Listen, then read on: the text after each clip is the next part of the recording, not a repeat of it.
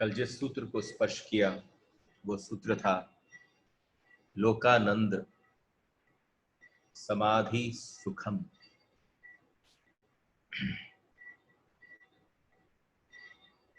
कहीं भी ढूंढ लीजिए सुख को, ये मनुष्यता ऐसी ही है।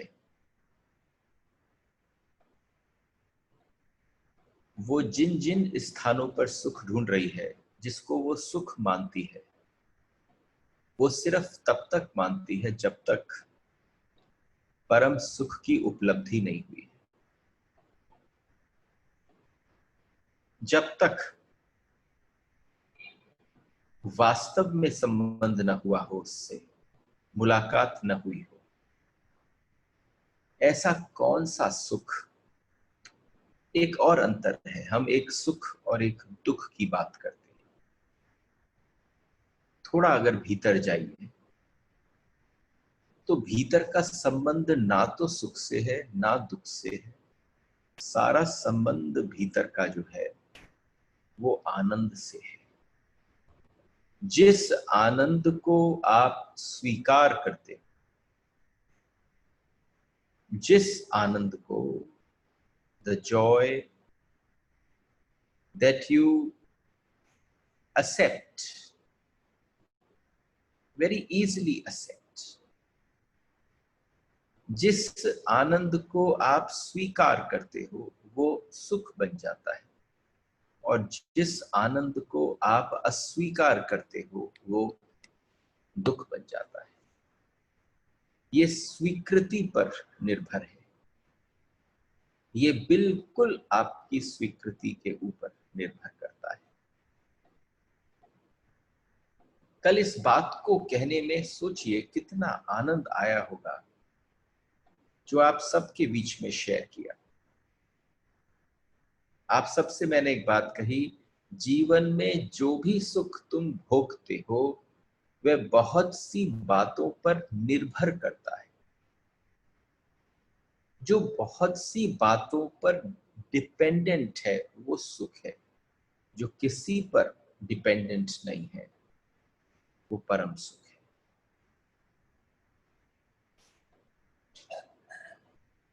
अगर आपका सुख आपके किसी संबंधी के ऊपर, संबंधी की वजह से हो रहा है, अगर आपका सुख आपको किसी वस्तु या पदार्थ की वजह से प्राप्त हो रहा है, अगर आपका सुख किसी और वजह से आपको प्राप्त हो रहा है, तो सब डिपेंडेंस है। Why do you want that kind of happiness? खुशी या सुख which is dependent। और सारी मनुष्यता के हर प्रकार के जो सुख है वो किसी न किसी पर डिपेंडेंट है। तुम्हारी योग्यता, अयोग्यता, शिक्षा, अशिक्षा, शक्ति, सामर्थ्य, परिवार, संबंध, सब पर निर्भर करेगा। वहां तुम अकेले नहीं हो। अगर गरीब के घर में पैदा होते तो शायद सुख को पहुंचने तक तुम्हें बहुत समय लग जाता। थोड़े धनवान के घर में पैदा हुए तो थोड़ा सुख फास्ट पहुंच जाता है, क्योंकि हर एक की on your marks get set go वाली लाइंस जो हैं वो थोड़ी कंफ्यूज्ड हैं। किसी के जीवन में कहीं और से शुरुआत हुई, किसी के जीवन में कहीं और से शुरुआत हुई। लेकिन समाधि का सुख जो है वो किसी बात पर निर्भर नहीं करता। वो किसी आपके रूप, आपके कुरूपता पर निर्भर नहीं करता, आपकी सुंदरता पर, आप इसके स्त्री हो, आप पुरुष हो, किसी बात पर, आप शूद्र हो, ब्राह्मण हो, हिंदू हो, मुसलमान हो, क्रिश्चियन हो, किसी भी बात पर आपको समाधि का सुख जब प्राप्त होता है, it is just not dependent on anything else. परम सुख छोड़ दीजिए, लेट्स नॉट टॉक अबाउट समाधि, क्योंकि लोगों को कभी कभी समाधि बहुत दूर की बात नजर आती है, क्योंकि यहाँ तो अपना बोध नहीं है। आपको आपके किसी एक शरीर तक का बोध नहीं। भाई आप अपने घर पर कोई चीज लाते हैं, नई चीज लाते हैं, उसे चलाना सीखते हैं, तो आप जो उसका आता है उसको एडजस्ट करने वाला, उसको इंस्टॉल करने वाला, उससे पूछते हैं हाँ भाई जरा बता दे इसमें क्या क्या करना है। लेकिन उसके बाद जब हल्की सी भी गड़बड़ होती है तो आप उस चीज को सही नहीं कर पाते। You need somebody else to come and do it. तो अगर वो आपको सुख देती है, वो सुख भी किसी और पर निर्भर है, लेकिन वो सुख जो किसी पर निर्भर नहीं है, छुपा पड़ा है भीतर, निग्लेक्टेड बैठा हुआ है। समाधि सुख जीवन का स्वरूप है। तुम बाहरी परिधि काली है, गोरी है, सुंदर है, स्वस्थ है, अस्वस्थ है, गैर है, गौर है, रुग्ण है, कैसी भी है, तुम्हारी बुद्धि में बहुत सारे शब्द भरे पड़े हैं। शास्त्र तुमने ज्यादा जाने के कम, सब किसी बात का कोई संबंध नहीं है। तुम सोचते हो वो बहुत शास्त्रों का अध्ययन करता है, 700 श्लोकों की गीता उसको याद है, हो सकता है उसके साथ ज्यादा ज्यादा जल्दी उसकी लाइफ में वो सुख प्राप्त हो जाए। बेकार की बात है। Just not dependent. इसलिए समस्त ध्यान, मैंने आपसे कितनी बार कहा कि ध्यान की एक परिभाषा, जब हम कठोपनिषद बोल रहे थे तो हमने कहा अपना खुद का बुद्धि का स्नान जो है वो ध्यान है। बुद्धि के स्नान को ध्यान कहते हैं। और आज आपसे शिव तत्व पर चर्चा करता हूं। वो ध्यान क्या है? समस्त ध्यान का मतलब है शुद्ध होने की खोज, शुद्ध होने की खोज।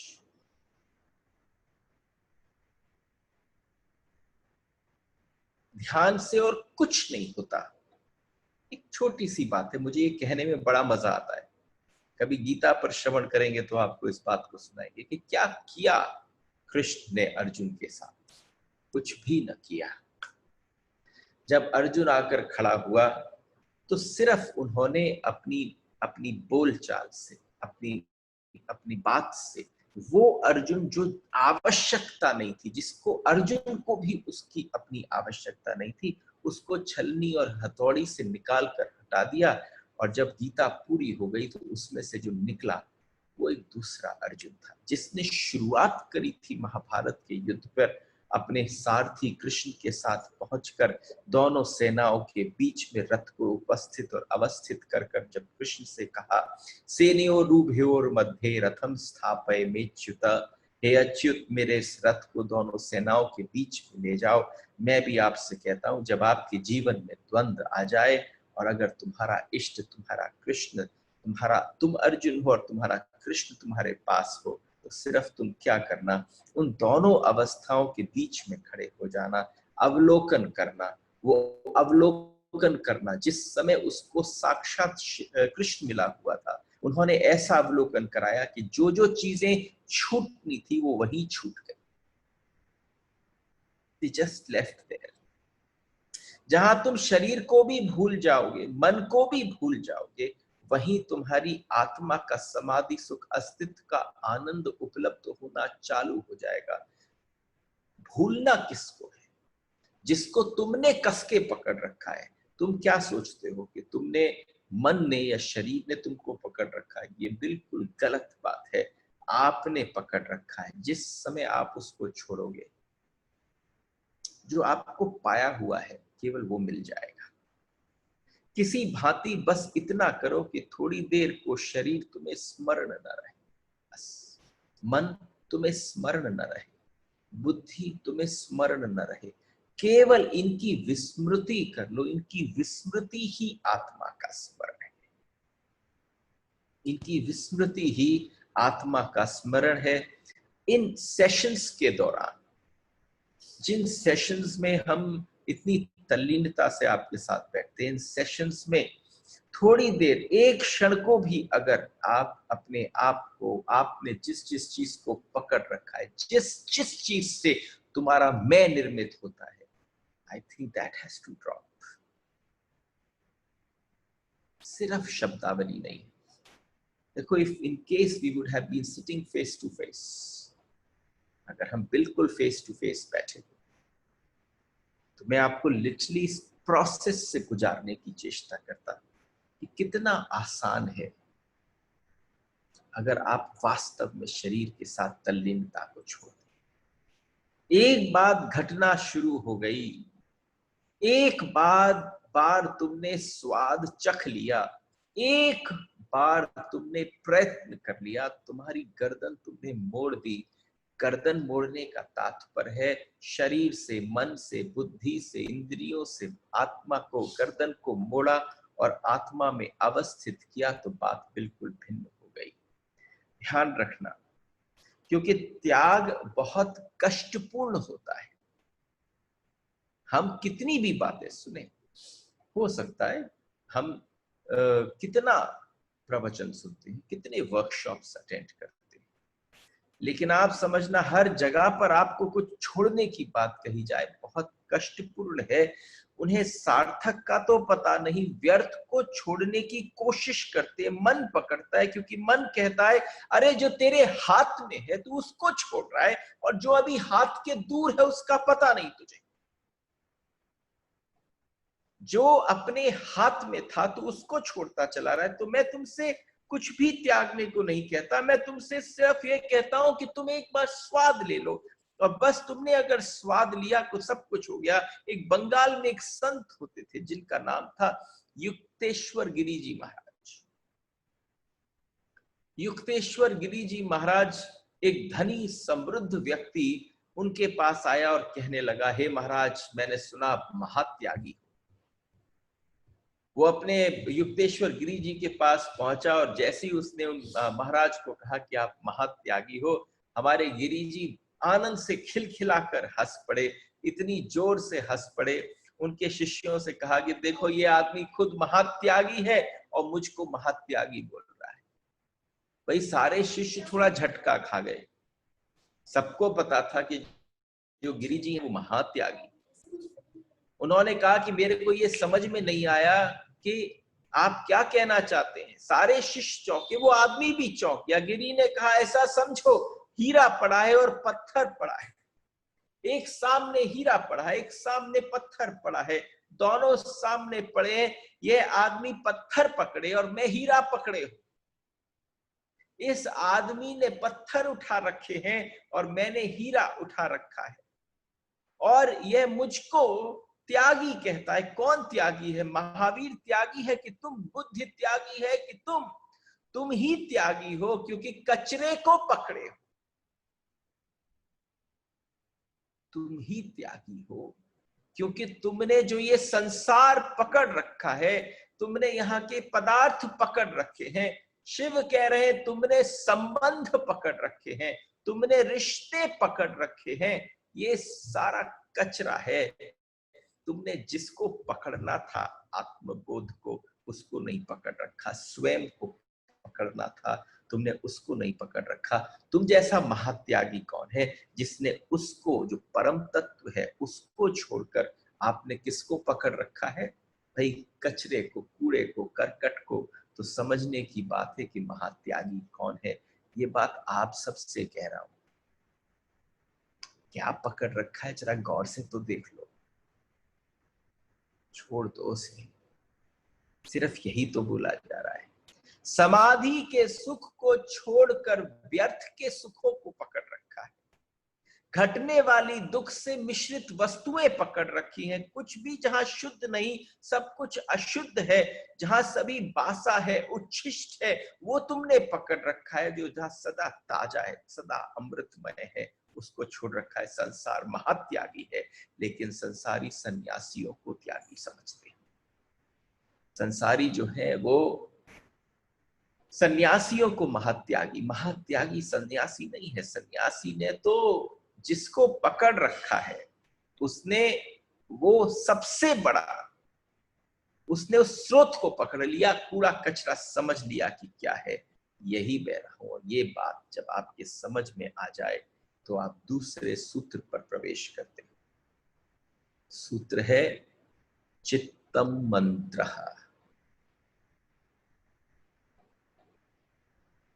स्वागत है, सबका स्वागत है। क्योंकि जब जब एक एक सूत्र में हम प्रवेश करते हैं तो बिल्कुल एक छोटे से द्वार की तरह से समझना। जैसे दक्षिण भारत के किसी मंदिर में या वैकुंठ की अगर रचना पता हो, जो शास्त्रों से पता चलती है, तो वहां 7 द्वार होते हैं। हर द्वार पर कोई ना कोई खड़ा होता है। और इसी प्रकार से ये जो जितने भी हमारे शिव तत्व के अक्षर ब्रह्म हैं, ये धीरे धीरे जो एक एक ब्रह्म में हम प्रवेश कर रहे हैं, अक्षरों में प्रवेश कर रहे हैं, सूत्रों में प्रवेश कर रहे हैं, वो बिल्कुल ऐसा एक छोटा सा द्वार है। इसलिए आपसे कहा कि आप सबका स्वागत है, क्योंकि ये स्वागत किस बात का है? अब आपका चित्त मंत्र, चित्तम मंत्र, जिस श्रृंखला में हम यात्रा करने जा रहे हैं इस समय, ये बहुत महत्वपूर्ण है।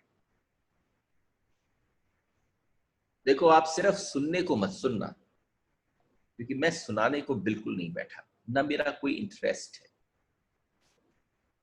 अगर आपने ये सूत्र को उतार लिया अपने जीवन में, अगर इस सूत्र ने अंदर कुछ हलचल पैदा कर दी, इस सूत्र ने आपके अंदर से प्रश्न जागृत करा दिए आपसे, आपके प्रति, तो आप समझना मेरा काम पूरा हो गया। ये सूत्र हैं ही किस बात के? ये सूत्र केवल इसी बात के हैं कि कोई ऐसी चीज, ये आग का गोला है जो आपकी सोच पर प्रहार करे, आपके विचारों के ऊपर बिल्कुल एक डंडे की भांति फट फट करता चला जाए। तो चित्तम मंत्र प्रयत्न साधक, प्रयत्न ही साधक है, चित्त ही मंत्र है। क्या कभी आपने सोचा ये शिव आपकी तरफ एक और अंगारे फेंक रहे हैं, गोले फेंक रहे हैं आग के, और जब आपकी तरफ फेंकते हैं तो आप एकदम पीछे हटने की चेष्टा करते हैं। यहां बिल्कुल खड़े हो जाओ, क्योंकि अब तुम यहां से फिलहाल जब तक सूत्र न हो जाए तब तक मैं नहीं चाहता कि कोई यहां से जाए। चित्तम मंत्र। और देखो, गुरु पूर्णिमा बिल्कुल पास में, ये सब ऊपर वाला प्लान करता है। जो सबसे पहला मंत्र है वो चित्तम मंत्र प्रयत्न साधक, प्रयत्न ही साधक है, गुरु ही उपाय है। तो इस गुरु पूर्णिमा का जो प्रसाद हो, वो आपको वास्तव में आमना सामना करा दे। What is the use and purpose in शिवास तत्वस? तो सबसे पहली बात, चित्तम मंत्र। चित्तम मंत्र का क्या है? चित्त ही मंत्र है। मंत्र का अर्थ है जो बार बार दोहराया जाए, जो बार बार रिपीटिशन हो। चित्तम, चित्तम मंत्र। आपने जरा गौर किया आपका चित्त क्या करता है? व्हाट डज योर चित्त consciousness does? Your consciousness is just doing nothing, it is only repeating. उसकी रिपीटिशन चल रहा है। आप बाय प्रोडक्ट हो उस रिपीटिशन के, आप प्रोडक्ट बन गए हो उस चित्त की स्मृति के, उस चित्त की रिमेम्बरेंस के। continuously, the way that you are continuously in that form of repetition, everything is repeated in your mind, जो बार बार पुनरुक्त करने से शक्ति को अर्जित करे। एंड आपका रिपीटिशन, उसकी पुनरुक्ति, द वर्ड इज रिपीटिशन, उससे बहुत शक्ति का संपादन हो गया है। lot of energy has been created because of that.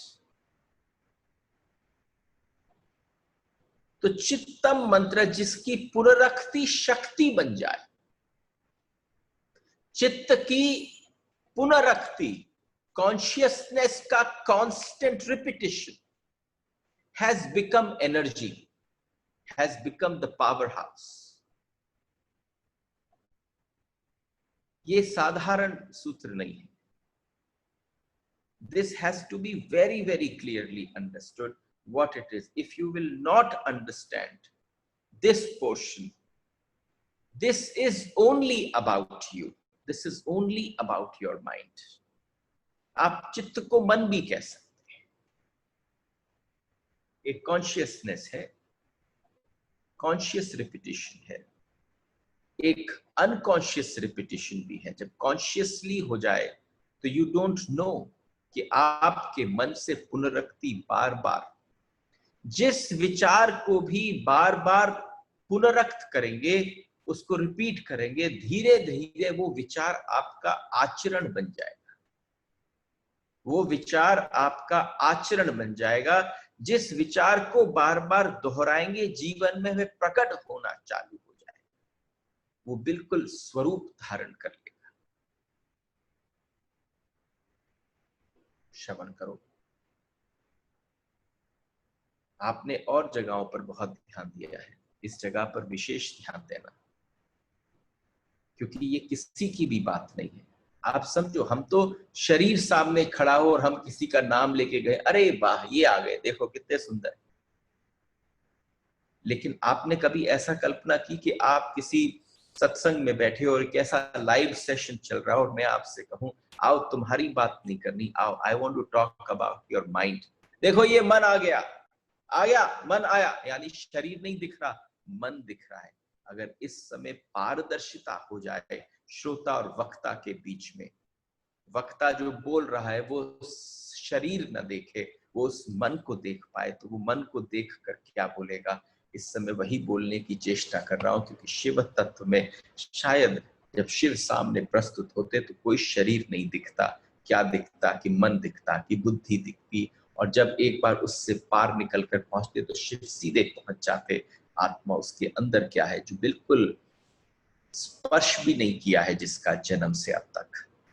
जीवन में वे प्रकट होना चालू हो जाएगा। जो आप हैं वे अनंत बार कुछ विचारों से दोहराए जाने का परिणाम है। आप जो भी हो, आप केवल उसका परिणाम हो। You are a result, an end product of what you have been constantly thinking, and your thinking is making who you are.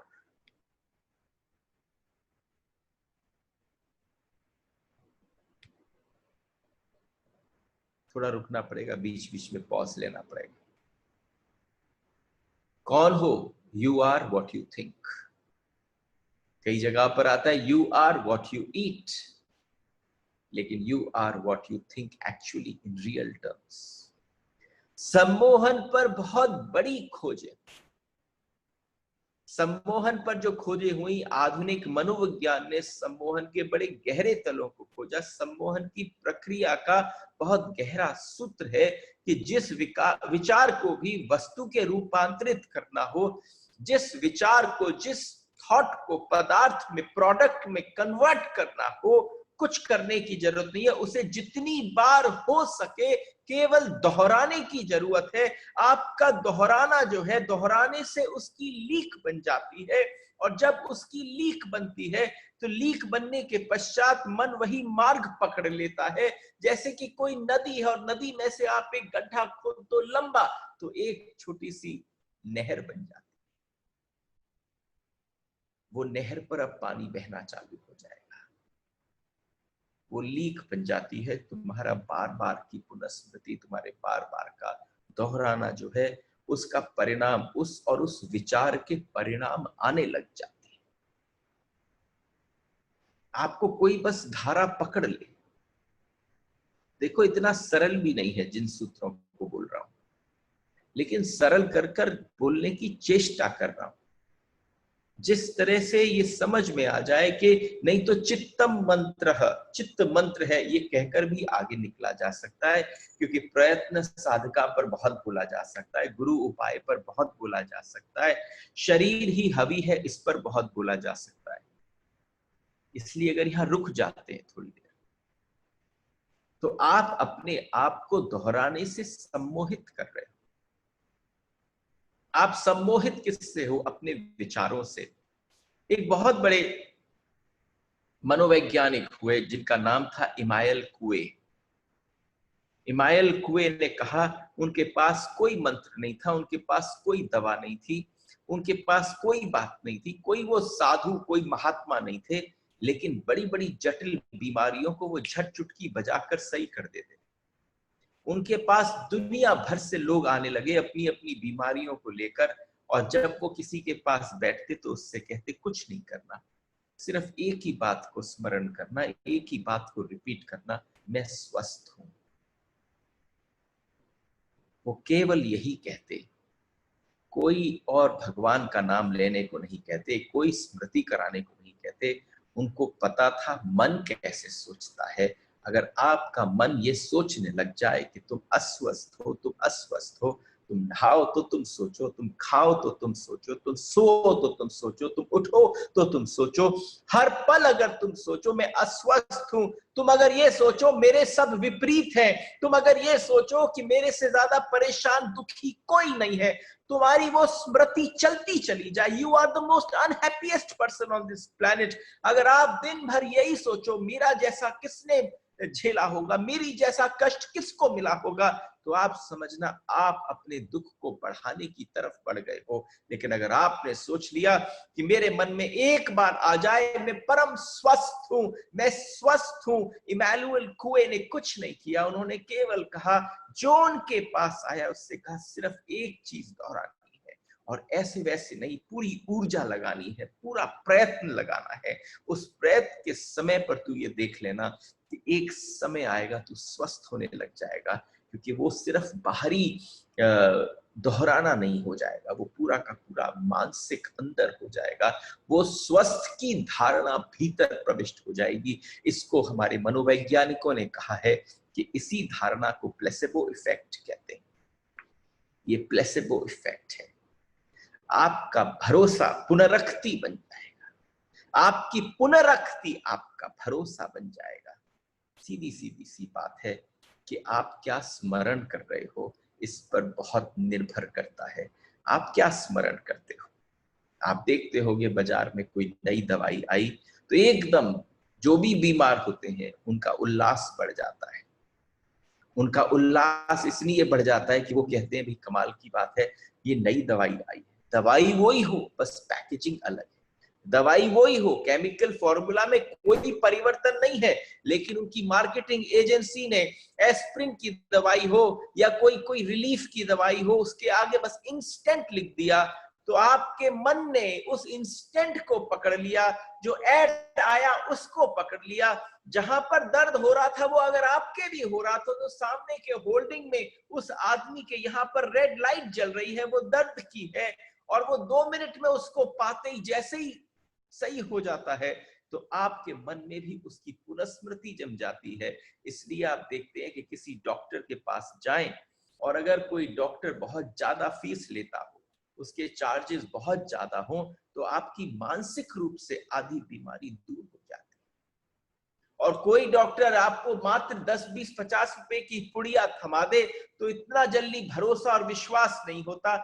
एक प्रयोग किया गया, 50 एक से मरीज थे, 50 एक से मरीज को 2 भागों में बांटा गया, डिसाइड भी नहीं किया, केवल 25 जगहों पर वो जो दवाई थी उसको 25 को दे सकते थे, 25 को उसकी जगह पानी पिला दिया गया। आप आश्चर्य करोगे कि जितने दवाई खाकर सही हुए उतने बिना दवाई के हो गए।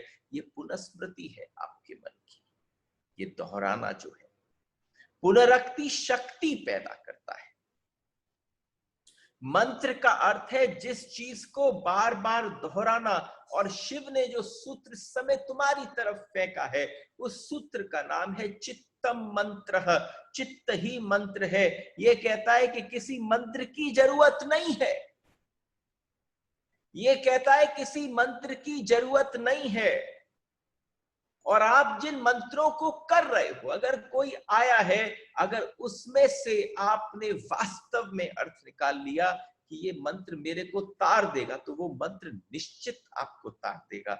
लेकिन आपने ऐसा संबंध मंत्रों से नहीं बना रखा, आपने परिस्थितियों से बना रखा है।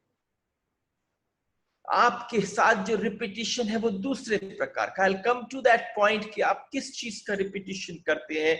किसी मंत्र की जरूरत नहीं, अगर तुम चित्त को समझ लो तो चित्त की प्रक्रिया ही, आपके मन की प्रक्रिया ही पुनरक्ति है। तुम्हारा मन क्या कर रहा है जन्म जन्मों से? केवल दोहरा रहा है, रिपीट कर रहा है। सुबह से सांझ तक तुम क्या करते हो? तुम केवल दोहराते हो। तुम अपने क्रोध को दोहराते हो, तुम अपने लोभ को दोहराते हो, तुम सारी चीजें एक बार गौर से देखो, तुम सिर्फ दोहरा रहे हो। तुम जैसे इंसान हो, तुम कुछ नया ही नहीं कर रहे, तुमसे कुछ नया हो नहीं रहा। तुमने जो जान लिया है केवल उसकी पुनरुक्ति हो रही है। तुम जो आज कर रहे थे वही तुम कल करोगे, तुम बदलोगे नहीं, और जितना तुम वही करते चले जाओगे पुनरुक्ति और प्रगाढ़ होती चली जाएगी। वो तुम्हारी कंडीशनिंग है। हमसे किसी ने यहाँ पर एक दिन प्रश्न पूछा कि जय जय एक बात बताइए कि how difficult it is to break this conditioning. I am talking about that thing only. ये जो पुनरुक्ति है बचपन से लेकर जितनी आपकी एज हो गई अभी तक, वो केवल एक ही चीज है, वो आपकी कंडीशनिंग है, वो आपने स्वयं पैदा करी है, आपकी पुनरुक्ति ने, क्योंकि आपको किसी ने बताया नहीं कि उससे बाहर कैसे निकलना है। आज शिव बताएंगे इस पुनरुक्ति से बाहर कैसे निकला जाए। This will be the how to of चित्तम मंत्र। ये हाउ टू की प्रक्रिया जो है वो कैसे होगी। आप सोचना हमारे पास भी बहुत सारे लोग आते हैं। Vrindavan is full of people when they come from all different parts of the world।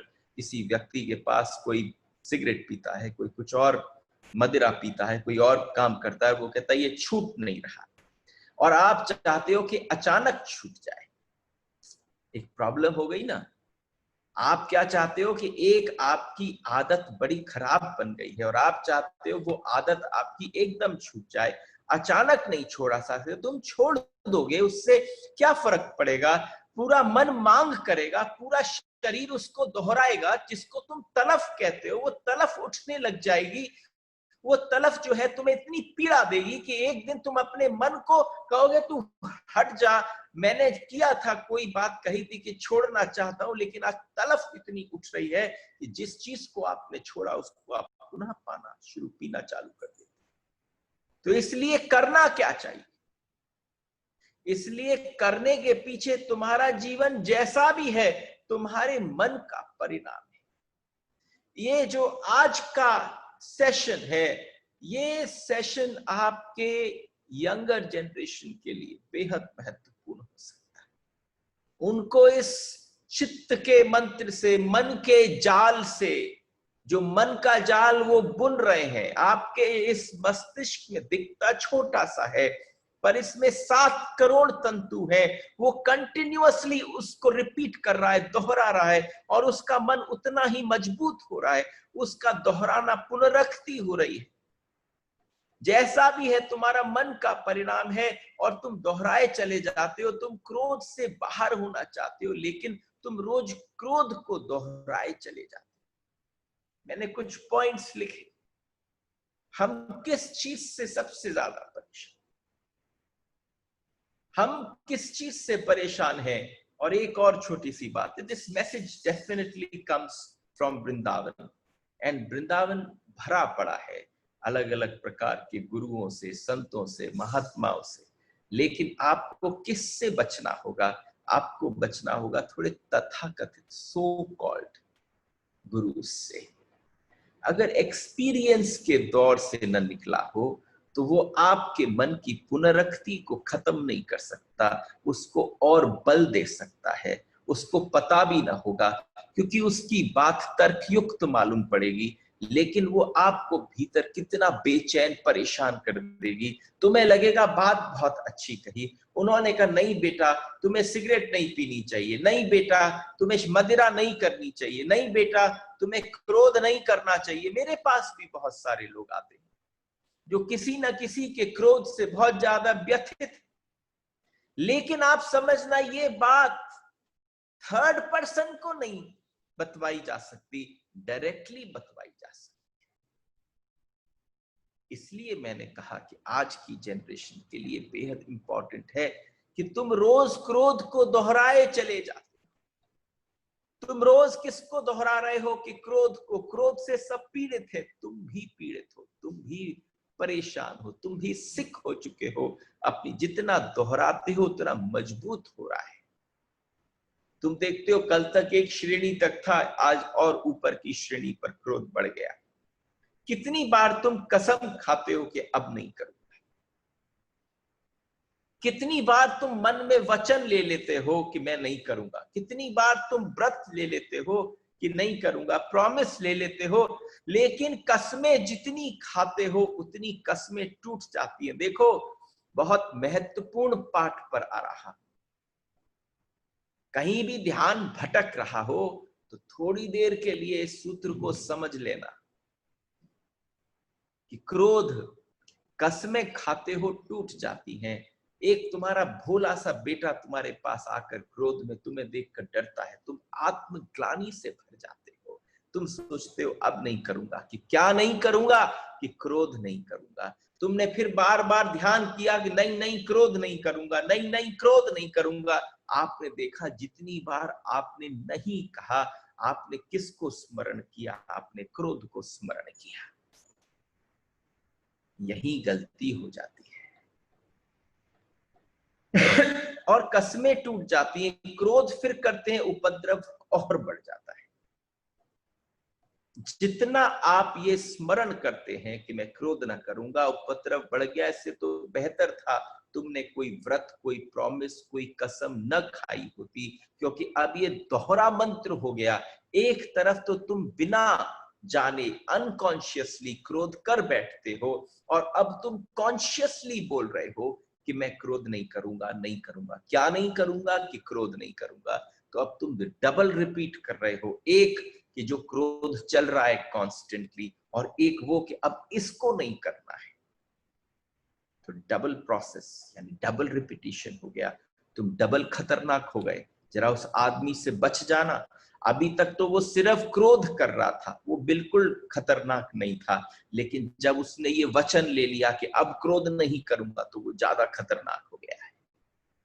इसलिए क्योंकि अब वो डबल टाइम रिपीट कर रहा है, यानी उसकी जो क्रोध की इंटेंसिटी होगी वो पहले से बढ़ जाएगी। कसमों का कोई मूल्य नहीं है। तुम कितना भी व्रत कर लो, तुम्हारे व्रत दो कौड़ी के हैं। क्रोध ज्यादा सबल है, यह भी सम्मोहन बैठ गया है। अब तुम जब कसम भी लोगे, व्रत भी लोगे, तब भी तुम जानते हो भीतर ये सधने वाला नहीं है। तुम 100 बार हार चुके हो। तुम जितनी बार व्रत ले लेते हो कि मैं अब क्रोध नहीं करूंगा, वो क्रोध को तुम्हें पता है कि क्रोध तुमसे ज्यादा बलशाली है, तुम इसलिए उसके सामने हार मान के बैठ जाते हो। ये और ज्यादा खतरनाक हो गया है। This implies everywhere. इसको कहते हैं चित्तम मंत्र। चित्त ही मंत्र है। ये जो बार बार पुनरावृत्ति हो रही है, शुरुआत में समझ में नहीं आ रहा होगा, इसलिए मुझे लगा कि इस बात से शेयर करता हूं जिसका तुमसे बहुत गहरा संबंध है, बहुत गहरा ताल्लुक है। इस बात को समझो तो तुम भीतर दोहरा रहे हो, उस समय भी ये होगा नहीं, मैं ले तो रहा हूं। कितने लोग हैं जो ये कहते हैं आज के बाद सिगरेट नहीं पीऊंगा, लेकिन फिर 2 महीने बाद फिर से चालू हो जाती है। फिर तुम प्रण लेते हो, यानी तुम्हें ये पता है उस समय प्रण लेते हुए भी कि मैं इसको साध न सकूंगा, तो तुम समझो तुम्हारी आत्मा, तुम्हारी अंदर की शक्ति कमजोर हो रही है। पुनरक्ति से जिस बात को तुम बल दे रहे हो वो तुम्हें कमजोर करती चली जा रही। भूल कर भी जीवन में व्रत मत लेना। इसलिए मैंने कहा जो सो कॉल्ड रिलीजियस गुरुज हैं, उनके पास जब तुम जाते हो तो वो तुम्हें व्रत थमा देते हैं, वो तुम्हें प्रॉमिस थमा देते हैं, वो तुम्हें वचन थमा देते हैं। और तुम समझना ये आधार है इस बात का कि अगर कोई तुम्हें व्रत न थमाए, प्रॉमिस न थमाए, पर क्या करे, वो तुम्हें दूसरा तरीका बताए। We will come to this solution. भूल कर भी व्रत मत लेना, क्योंकि अपनी एक ही आदत से भरे पड़े हो। व्रत लेकर तोड़ना और बहुत महंगा धंधा है। इस धंधे में मत उतरना, क्योंकि तुम हारना निश्चित है, क्योंकि तोड़ने की भी फिर आदत बन जाती है। तुम्हें पता है कि कोई व्रत ले लूंगा तो बहुत आसान है, उसको तोड़ सकता हूं। तुम जीवन में कभी भी व्रत ले पाओगे?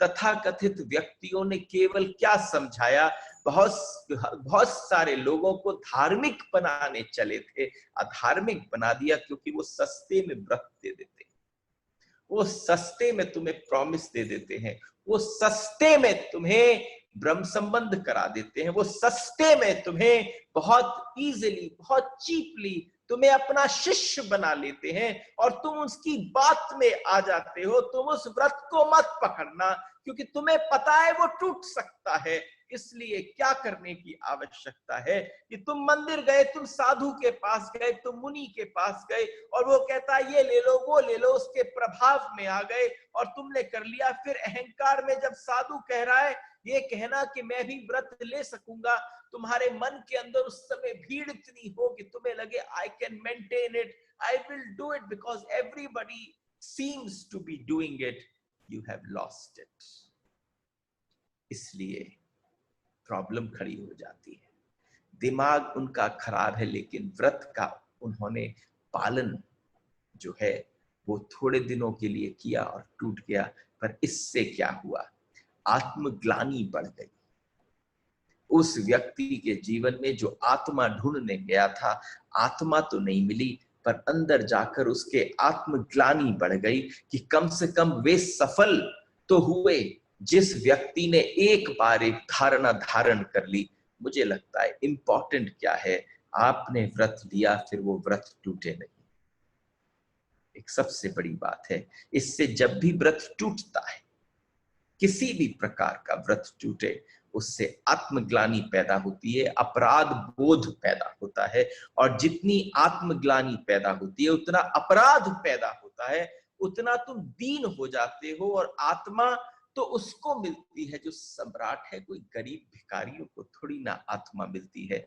बड़े से बना धनाढ्य हो, जरा गौर से देखना, आत्मावान नहीं है तो गरीब है, बिल्कुल बैगर के रूप में है। क्योंकि आत्मा किसको मिलती है? जो वास्तव में सम्राट है। मन का स्वरूप समझने की कोशिश करना। इसलिए मैंने कहा बहुत पेशेंस से सुनाऊंगा इस शिव तत्व को, क्योंकि अगर इसका सूत्र एक भी, इन 77 के 77 में से एक सूत्र भी भीतर प्रविष्ट कर गया, तो तुम 77 में प्रवेश कर जाओगे। प्रयत्न प्रारंभ हो जाएगा।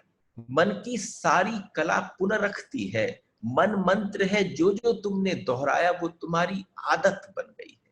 और तुम्हारी आदत बनती है, वो जो जो तुम दोहराते हो वही तुम्हारे जीवन में आता रहेगा। जन्मों जन्मों तुमने केवल एक एक बात दोहराई है।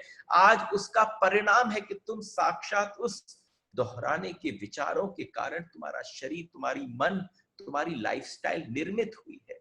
वही तुम्हारे जीवन में आता रहेगा, वही बार बार उपलब्ध होता रहेगा। और तुम गलत को दोहराने के कारण बंध गए। तुम कॉन्टिन्यूअसली केवल एक ही चीज को दोहराते चले जाओ और कोई तुम्हारे पास आकर ये भी ना बताए कि ये दोहराना जो है ये गलत है, तो करना क्या है? See, I am not waiting. क्योंकि every day we open up the WhatsApp group to say, okay, you can ask your how-tos, and we don't get any questions. But this is a point where everybody must be thinking that they need a solution to it. कोई ना कोई हर जगह पीड़ित होगा। गलत को तोड़ने की जल्दी मत करना। जो विचार बन गया है, जो पुनरक्ति बन गई है, उसको तोड़ने की जल्दी मत करना। बेहतर यह होगा कि गलत को तोड़ने की कोशिश के बजाय तुम सही करने का नया मंत्र सौंप देना। गलत को तोड़ने की कतई कोशिश मत करना, उसकी जगह कोई नया सही करने का मंत्र दे देना। और अगर तुम समझना कि कोई व्यक्ति किसी गलत आदत में पड़ा हुआ है, तो उसको किसी सही आदत की तरफ देख लेना। किसी से कहना ध्यान जीवन में प्रारंभ हो जाए, उसकी गलत बात पर ध्यान ही मत देना। आप देखो, जिस दौर से गुजरा जा रहा हो उस दौर की चर्चा ही ना करो, तो इस संवाद के बीच में वो दौर आ रहा है क्या? यहां पर हम और आप हैं, दौर नहीं आ रहा। और जितना एक व्यक्ति उसी दौरान उसी बातचीत को बार बार दोहराएगा, तो वो दौर आता चला जाएगा। इसलिए सही का देना। तुम सिगरेट पीते हो, कोई हर्जा नहीं, उससे मत बोल देना हर्जा है। लेकिन अगर तुम पीते हो और तुम किसी से कहो कि नहीं नहीं पीना नहीं,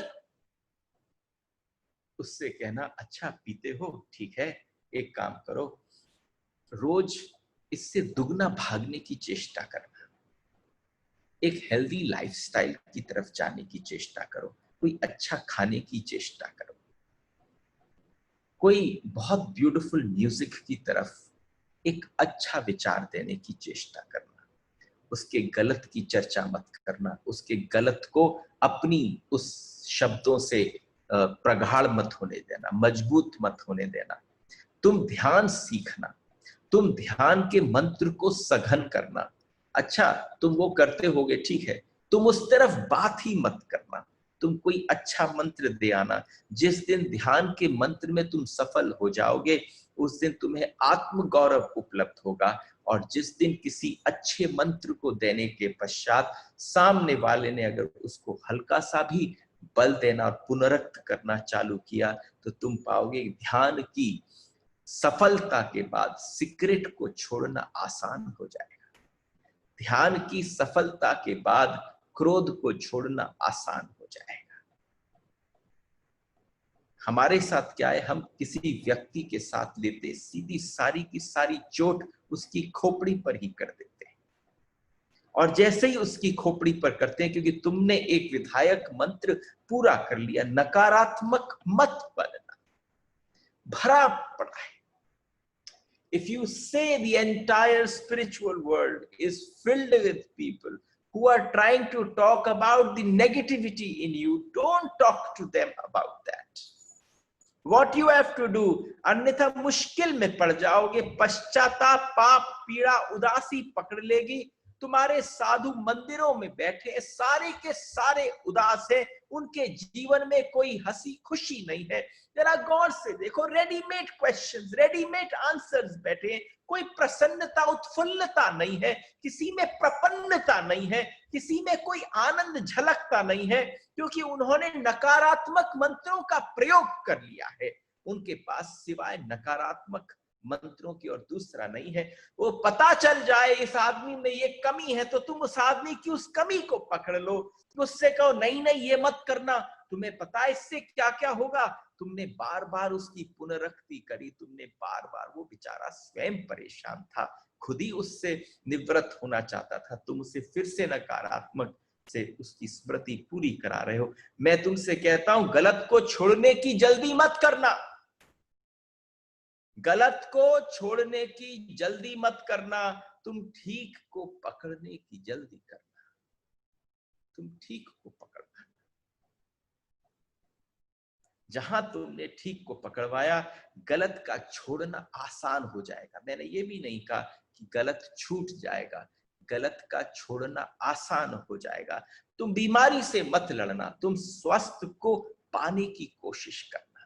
एक क्रोध जो है वो एक प्रकार की बीमारी है, और अगर तुम्हें उससे लड़ना है, उसके पार जाना है, तो तुम उस व्यक्ति को किसी परम स्वस्थता की तरफ की बात करना, वो परम स्वस्थ पाने की कोशिश करे। वही कुएं ने अपने मरीजों के साथ किया कि तू स्वस्थ है। रिलेशनशिप बिल्डिंग इसको ही कहते हैं। क्या दिखता है, डू यू सी कि रिलेशनशिप है आजकल के गुरु शिष्यों के बीच में, वो आदान प्रदान वाली रिलेशनशिप है, वो आत्मिक नहीं है। वो आत्मिक इसलिए नहीं है क्योंकि अगर किसी आकर्षण की वजह से किसी को गुरु बना लिया, उसका प्रभाव बहुत था, उस बात को लेकर कर लिया, भाई we should get connected to him, इसलिए कर लिया, तो आपका पर्पस ही गलत हो गया। जब आप नॉन पर्पस में जाते हो, उसके बाद जो संबंध बनता है वो आत्मिक संबंध बनता है, जो भीतर से चाहता हो कि मैं इसके जीवन में रूपांतरित ले आऊं, तो वो उसकी बात कभी नहीं करेगा, दुनिया भर की बातचीत करेगा, लेकिन वो आपकी बीमारी की बात नहीं करेगा, वो आपको स्वस्थता की तरफ करेगा। तुम कहोगे देखो यहाँ पीड़ा कितनी है, और आप कहोगे अरे तूने आसमान में देखा क्या स्वच्छता है, रात को एक बार छत पे जाना और देख कैसे चांद टिमटिमा रहा है, कैसे तारे जो है वो आनंद कर रहे हैं ऊपर, तो तू कहेगा कमाल है, मैं अपनी बात कर रहा हूं लेकिन आप उसकी बात नहीं सुन रहे, आप उसको पूरे डायमेंशन बड़ा करने की बात कर रहे हो। उल्टा विपरीत भी तुम कर सकते हो। तुम्हारे सिर में दर्द है, तुम यह भी कह सकते हो कि नहीं, मुझे सर में दर्द नहीं है। ये उल्टा करना हुआ। एक आदमी के सर में दर्द हो जाए और वो बार बार कहे, उससे जाके कहो, क्योंकि कुएं के जो कुछ पेशेंट थे जिन्होंने कहा कि हम कहते हैं भाई स्वस्थ हूं स्वस्थ हूं, स्वस्थ की पुनरक्ति हुई। एक आदमी पहुंच गया, उसने सोचा अच्छा ठीक है, मेरे सर में दर्द हो रहा है, मुझे बार बार रिपीट करना चाहिए कि मेरे सर में दर्द नहीं है, मेरे सर में दर्द नहीं है। आपको स्मरण सर का करना ही नहीं था, लेकिन आपने गलत प्रयोग प्रारंभ कर लिया। आप नकारात्मक में जरूर प्रवेश किए, बाहर से सकारात्मक का उस पर चाशनी लिपटी हुई थी, लेकिन जितनी बार आपने ये कोशिश करी नहीं नहीं सर दर्द, नहीं सर दर्द, आप कंटिन्यूअसली सर पर ही ख्याल रख रहे हैं। बिल्कुल धारणा बदल जाए विपरीत की तरफ। इसलिए मैं कहता हूं, संसार को छोड़ने की कोशिश मत करना, मन को छोड़ने की कोशिश मत करना, शरीर को, इंद्रियों को छोड़ने की कोशिश मत करना, केवल परमात्मा को पाने की कोशिश करना। और मैं कहता हूं, त्याग की दिशा में मत जाना। त्याग की दिशा में जाने की कोई आवश्यकता नहीं है। परम भोग की खोज करना। जिस व्यक्ति ने परम भोग की खोज कर ली, क्या गलत है उस पर आंख मत गड़ाना। आंख जो है वो उस पर न जाए कि क्या गलत है, क्योंकि गलत को छोड़ने के लिए भी तो गलत को देखना पड़ता है बार बार। तुम गलत को देखोगे उतनी बार उसकी पुनस्मृति हो जाएगी, और जितना तुम देखते हो वो मंत्र उतना गहरा हो जाता है।